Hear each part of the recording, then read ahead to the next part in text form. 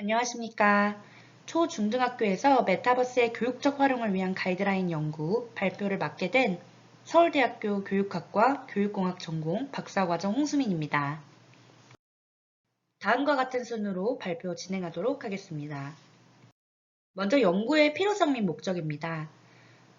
코로나19로 인해서 대면 활동이 제한이 되었고, 이로 인해 교수자랑 학습자, 학습자 간의 상호작용, 그리고 일방적인 지식을 전달하는 교수자 중심 수업 등에 대한 어려움과 한계가 보고되었습니다. 메타버스는 이를 극복하고 대안으로서 역할했습니다. 그래서 메타버스는 아바타를 통해 활발한 상호작용과 몰입을 제공했으며 학습자가 수동적인 게 아니라 능동적으로 수업에 참여할 수 있도록 하였습니다. 또한 기존의 교실 수업에서 불가능해왔던 다양한 학습의 경험, 시각 경험, 조작 경험, 관계 경험 등을 제공하고 기존의 온라인 교육으로 불가능했던 다양한 학습 활동을 가능하게 하였습니다. 메타버스를 기반으로 해커톤 수업을 실시하거나 게임 제작 프로젝트를 실시한 것이 대표적인 예입니다. 이렇듯 메타버스에 대한 관심이 높아지고 있습니다.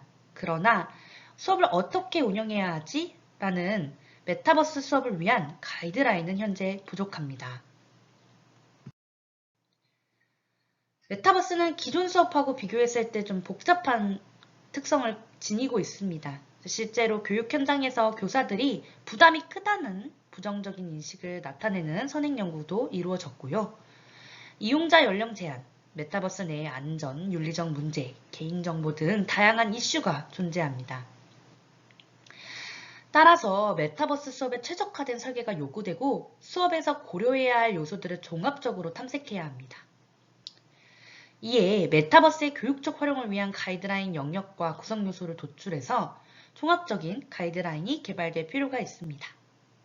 따라서 본 연구에서는 메타버스를 활용하고자 하는 교사가 효과적으로 메타버스 수업을 운영하고 학습자에게 확장된 학습 경험을 제공할 수 있도록 하는 가이드라인을 개발하는 것을 목적으로 합니다. 연구 내용과 방법입니다. 먼저 선행연구와 전문가 초점 집단 면담을 통해서 가이드라인 영역 및 구성 요소를 도출하였습니다. 그리고 이에 대한 델파이 조사를 두 차례 실시하여서 가이드라인을 수정 및 보완하였고요. 그리고 가이드라인 초안을 개발하였습니다. 이 초안에 대해서 가이드라인의 실제 사용자인 교사를 대상으로 사용성 평가를 진행하였고요. 타당성을 확보하기 위해 최종 전문가 검토를 이루어졌습니다. 수정 및 보완 후 최종 가이드라인을 개발하였습니다. 구체적인 가이드라인 개발 과정에 대해서 말씀드리겠습니다. 가이드라인의 구성 요소를 도출을 하였는데요. 선행 연구랑 사례 분석을 통해서 메타버스 활용 수업에서는 수업 환경 구축, 그리고 이용자 안전, 이용자 윤리, 교수 학습 방법이 매우 중요한 요소임을 확인할 수 있었습니다. 이를 통해 초점 집단 면담지를 개발을 하였는데요. 이 네 가지 측면에서 이제 현장에 교수자, 메타버스를 활용한 경험이 있는 교수자를 대상으로 면담을 실시하였습니다. 교수자들은 실제로 이 수업을 운영하면서 고려했던 것들, 그리고 본인들의 노하우에 대해서 전달해 주셨고요. 그리고 또 실제로 메타버스 수업을 하면서 발생할 수 있는 문제점, 문제 상황들에 대해서도 확인할 수 있었습니다.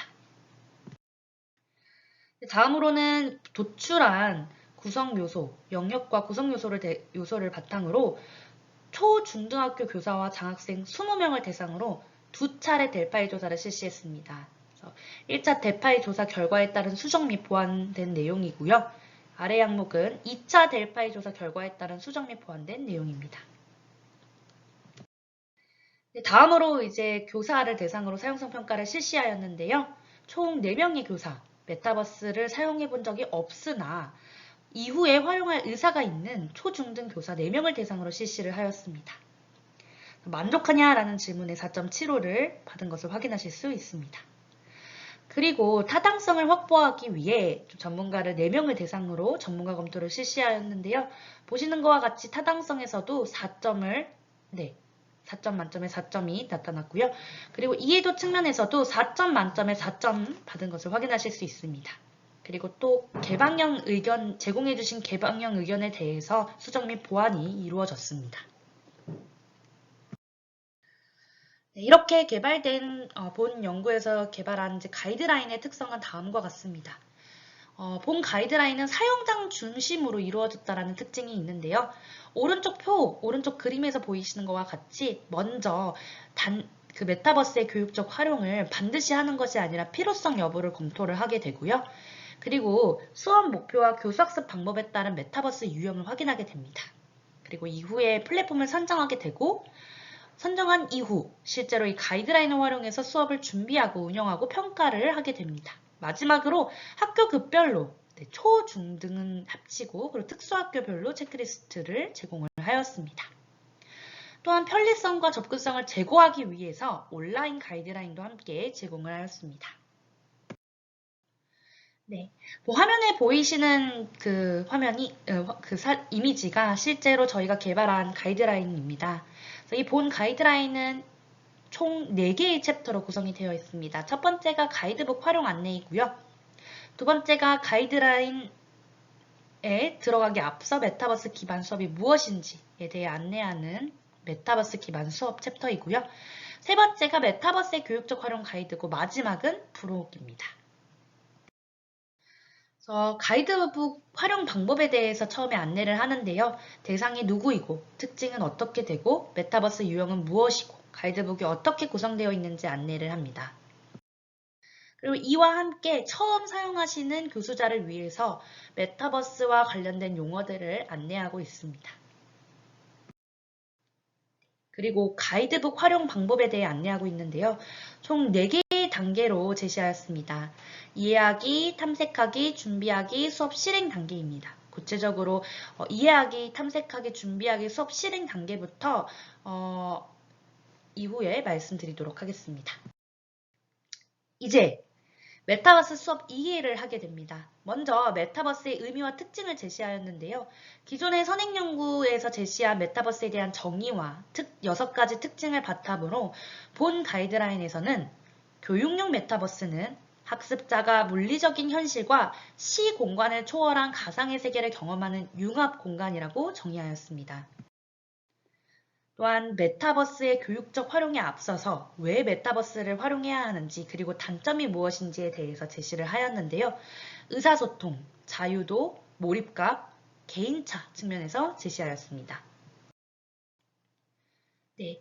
그리고 이제 이렇게 메타버스에 대해서 이해가 이루어졌다면 내일 수업이 메타버스의 활용을 필요가 있는가라는 타당성을 검토하게 됩니다. 이때 이제 제시한 체크리스트입니다. 그래서 해당되는 부분을 체크리스트에 표시한 이후에 체크리스트 결과를 통해서 메타버스 수업에 진행할 것인지 안 진행할 것인지에 대한 여부를 결정하게 됩니다. 수업이 메타버스 수업으로 이제 운영하겠다라고 결정이 되었으면요. 내 수업의 목표가 무엇인지 확인을 하고 그에 따른 메타버스 기반 교수학습 유형을 선택하게 됩니다. 예를 들어서 학습자는 메타버스 학습 환경을 통해 새로운 지식을 이해하고 습득하는 것이 목표라면 강의형 수업을 진행하게 됩니다. 이렇게 수업 목표에 따라서 메타버스 기반의 교수학습 유형들을 제시했습니다. 강의형, 토의 토론형, 체험형, 문제 기결형, 개발형으로 구분하였습니다. 네. 유형을 선택을 했다면 이제는 내 유형에 적합한 플랫폼과 기능을 탐색할 단계입니다. 그래서 기존에는 로블록스는 이런 기능이 있습니다. 게더타운은 이런 기능이 있습니다. 라고 제시를 했는데요. 저희는 그것이 아니라 강의형 수업을 위해서는 이러한 기능이 필요합니다. 그래서 이러한 기능들을 제공하는 플랫폼은 게더타운입니다. 라는 방법으로 제시를 했습니다. 그래서 사용 디바이스를 단순 조작 기반 디바이스, 단순 조작 기반 디바이스는 이제 마우스랑 키보드로 하는 그런 플랫폼 중심의 디바이스라고 보시면 되고요. 감각 기반 상호작용 디바이스, HND나 컨트롤러라고 보시면 됩니다. 로 구분을 하였고요. 그리고 이에 따라서 주요 플랫폼의 제작사, 권장 연령 등 주요 정보들을 안내하였습니다. 네, 이제 플랫폼까지 선택을 한다면은 내 수업을 설계해야 합니다. 그래서 수업을 설계하는 데 앞서서 강의형, 그리고 그 5가지 교수학습 유형에 따라서 메타버스 수업 사례를 제시하였습니다. 지도안 형식으로 제공을 하였고요. 네, 교수자가 참고할 수 있도록 5가지 유형별로 제시하였습니다. 네, 이제 본격적으로 준비 단계입니다. 메타버스 수업 준비 단계는 분석, 환경 기획, 구축, 점검 순서로 구성이 되어 있고 각 단계의 체크리스트를 제공해서 프로세스별로 고려사항을 점검할 수 있도록 안내하였습니다. 다음은 이제 이용자 안전과 이용자 윤리인데요. 이용자 안전은 가상의 안전과 디바이스 착용 시 안전으로 구분하였습니다. 이용자 윤리는 우리가 메타버스 수업할 때 어떤 걸 고려해야 하는지 그리고 이 고려해야 하기 위해서 어떠한 교육이 필요한지 측면에서 제시하였습니다. 이용자 안전에 관련된 내용은 다음과 같습니다. 이용자 윤리와 관련된 내용은 다음과 같습니다. 이렇게 준비가 마치면 실행 단계로 넘어가게 됩니다. 그래서 메타버스 활용 수업 운영하기 단계인데요. 전, 중, 후로 구분하였습니다. 그래서 자세한 내용은 본 페이지에서부터 말씀드리겠습니다. 먼저 수업 전에는 첫 번째 단계로 기기랑 계정을 확인하게 됩니다. 네, 그리고 두 번째 단계로 안전한 수업을 준비를 하게 됩니다. 그렇다면 수업 중에는 어떻게 이루어질까요? 수업 중은 도입 전개 마무리로 이루어지는데요. 먼저 메타버스에 대한 올바른 인식 교육을 실시하고 지켜야 할 수업에 대해서 수업 규칙에 대해서 안내합니다. 오른쪽 그림이 예시이고요. 전개 단계에서는 학생들이 계속 집중하고 있는지 확인하고 안전하고 윤리적으로 활용하고 있는지 교수자의 관리 감독이 필요합니다. 마지막으로는 메타버스 활용 수업에서 배운 내용에 대해 발표하고 윤리를 재차 강조하는 것으로 수업이 마무리가 됩니다. 다음으로는 성찰하기 단계인데요. 이때 메타버스 수업의 자체에서 어떻게 학생들을 평가할 것인지에 대한 내용과 그리고 교수자가 수업을 개선하기 위해서 형성평가적인 관점에서 수업을 개선하기 위해서 어떻게 성찰해야 되는지에 대한 내용을 포함하고 있습니다. 그리고 마지막으로 부록에는 아까 말씀드렸던 것처럼 초중등학교 교사용 체크리스트와 그리고 특수교사용 체크리스트를 제공하고 있습니다. 네, 요약해서 말씀드리겠습니다. 저희는 선행연구랑 사례분석을 통해서 가이드라인 초안을 개발을 하였고 초점 집단 인터뷰, 데일파일 조사, 그리고 사용성 평가, 전문가 검토를 거쳐서 전문가들의 의견을 충분히 수렴하고 타당성을 확보한 최종 가이드라인을 개발할 수 있었습니다. 그래서 저희 가이드라인의 좀 큰 특징들은 단순히 메타버스를 활용하는 것이 아니라 먼저 메타버스 수업의 타동성을 검토한다. 그리고 수업 목표에 따라 메타버스 기반 교수학습 유형을 제시하였고요. 그리고 메타버스 수업에서 활용되는 디바이스, 플랫폼 등을 포함한 위험 요소를 예방하고 방지할 수 있도록 이용자 안전을 강조하였습니다. 마지막으로 윤리를 강조하였습니다. 그래서 이후에 저희가 이 메타버스 수업에 대한 제언 사항을 다음과 같이 제시하였습니다. 그래서 이 가이드라인을 활용해서 교수자는 수업 전, 중, 후 과정을 고려해서 수업을 운영해야 할 것을 제언하였고요. 마지막으로는 본 연구를 통해 개발한 가이드라인이 시도교육청에 올해 배포되었는데 실제 현장에 적용하고 어떠한 개선점이 필요한지 필요할 것 같고요. 그리고 확산을 위한 노력이 필요할 것 같습니다. 제가 너무 많은 정보를 이제 10분 내외로 담으려다 보니까 이렇게 생략하고 지나간 부분도 많은 것 같습니다. 그래서 저희 보고서 한국교육정보학술원에 들어가셔서 다운로드 받으실 수도 있고요. 보여드리는 화면과 같이 QR코드를 통해서 웹 가이드북으로 접속하실 수 있습니다. 네, 그럼 이상으로 발표를 마치도록 하겠습니다. 감사합니다.